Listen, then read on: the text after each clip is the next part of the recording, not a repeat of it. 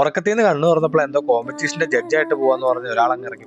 ഇന്നാണെങ്കിൽ എന്റെ രണ്ട് ഫ്രണ്ട്സിന്റെ പ്രോഗ്രാം ഏതാണ്ട് ഒരേ സമയത്ത് നടക്കുന്ന ഒരു ദിവസം. ഒരാളുടെ കല്യാണം, മറ്റൊരാളുടെ കൊച്ചിന്റെ മാമോദീസ. കമ്പനിക്ക് ആരെങ്കിലും ഇല്ലാതെ എങ്ങനെ ഒരു പരിപാടിക്ക് പോകുന്നത്? എങ്കിൽ പിന്നെ കമ്പനിക്ക് ആയിരം തന്നെ കൂട്ടിയേക്കാന്ന് പറഞ്ഞു. കല്യാണത്തിന്റെ മുഹൂർത്തമാണ് ആദ്യം, കൂടാതെ കല്യാണം നടക്കുന്നതാണ് അടുത്ത്. എങ്കിൽ പിന്നെ അവിടെ കയറിയിട്ട് നേരെ പോകാൻ നോക്കി. ചടങ്ങുകളൊക്കെ തുടങ്ങുന്നുള്ളൂ, അതുകൊണ്ട് തന്നെ പുറത്ത് വെയിറ്റ് ചെയ്തു. അപ്പോഴാണ് സുഹൃത്തിന്റെ കുഞ്ഞിനെയും കണ്ടത്. അങ്ങനെ ഇവരോട് വർത്താനം പറഞ്ഞ് നിന്നപ്പോഴേക്കും ഒരു കോള്. പോയ പരിപാടിയെല്ലാം കഴിഞ്ഞു. KSRTCയുടെ മുന്നിൽ നിൽപ്പുണ്ട്, വന്ന് കൂട്ടാൻ പറഞ്ഞു. പിന്നെ ഞാനീ ആയും വണ്ടി എടുത്ത് നേരെ അങ്ങോട്ട്. എന്തായാലും പറഞ്ഞ സ്ഥലത്ത് തന്നെ ആള് നിൽപ്പുണ്ടായിരുന്നു. ശ്രേയക്കുട്ടിയാണ് ഡ്രോപ്പ് ചെയ്യാൻ വന്നിട്ടുള്ളത്. ശേഷം ശ്രേയക്കുട്ടിയോട് യാത്ര പറഞ്ഞ് ഞങ്ങൾ നേരെ അമ്പലത്തിലേക്ക്. എന്തായാലും പോകുന്ന വഴിക്ക് നമ്മുടെ വണ്ടി ഒന്ന് ചെറുതായിട്ട് പിണങ്ങി. പെട്രോൾ തീർന്നാണെന്ന് ഓർത്ത് പെട്രോൾ മേടിച്ച് അടിച്ചു. പക്ഷെ അല്ല, വേറെന്തോ കംപ്ലൈന്റ് ആണ്, വർക്ക്ഷോപ്പിൽ കൊണ്ടുപോകണം. വന്നപ്പോൾ തന്നെ ഫ്രണ്ട്സ് ഒക്കെ നിൽപ്പുണ്ടായിരുന്നു. കുറച്ച് നാളുകൂടിയാണ് ഇവരെയൊക്കെ കാണുന്നത്. അല്പനേരം ഇവരോടെല്ലാവരും വർത്താനമൊക്കെ പറഞ്ഞു വന്നപ്പോഴത്തേനും അവിടെ ചടങ്ങുകളൊക്കെ സ്റ്റേജിൽ ആരംഭിച്ചു. അങ്ങനെ താലി കിട്ടുന്ന ഈ ഒരു ചടങ്ങെല്ലാം കൂടി കഴിഞ്ഞപ്പോഴത്തേക്കും പയ്യെ ഫുഡ് കൊടുക്കാൻ തുടങ്ങി. ആദ്യത്തെ പന്തിക്ക് കയറിയില്ല, നല്ല തിരക്കുണ്ടായിരുന്നു. എന്തോ വന്നാലും ഒരു 2 മണിക്കൂർ പരിപാടി കാണുമെന്ന് ഞങ്ങൾക്ക് ഉറപ്പായിരുന്നു. അതുകൊണ്ട് തന്നെ ഏകദേശം ഈ ഒരു സമയത്താണ് മാർക്കിന്റെ കുഞ്ഞിന്റെ പരിപാടി. നേരെ ഭരണങ്ങാനം പള്ളിയിലേക്ക്. എന്തായാലും നമ്മുടെ ടൈമിംഗ് കറക്റ്റ് ആയിരുന്നു. ഇവിടെയും ജസ്റ്റ് പരിപാടി തുടങ്ങിയതേ ഉള്ളൂ. ഞങ്ങൾ നേരെ അകത്തോട്ട് കയറുന്ന പരിപാടിയൊക്കെ അങ്ങ് കൂടാൻ തുടങ്ങി. കുറച്ച് കഴിഞ്ഞപ്പോഴത്തേക്കിന് യാവിന് നല്ലതായിട്ട് ദാഹിക്കുന്നു പറഞ്ഞ് പുള്ളി ബഹളം തുടങ്ങി. തൊട്ടടുത്ത് തന്നെ ഇങ്ങനെ ഒരു സൗകര്യമുള്ളത് ഉപകാരപ്പെട്ടു. പുറത്ത് നല്ല ചൂടായിരുന്നു, കാലൊക്കെ പൊള്ളി. പെട്ടെന്ന് ഒന്ന് വെള്ളം കുടിച്ച് പള്ളിക്കുള്ളിലേക്ക് ചെന്നപ്പോൾ മാമോദിസയുടെ പ്രധാന ചടങ്ങുകളൊക്കെ തുടങ്ങി. ഒന്നിച്ച് ഒരേ ക്ലാസ്സിൽ ഒരേ ബെഞ്ചിൽ നിന്ന് പഠിച്ച്,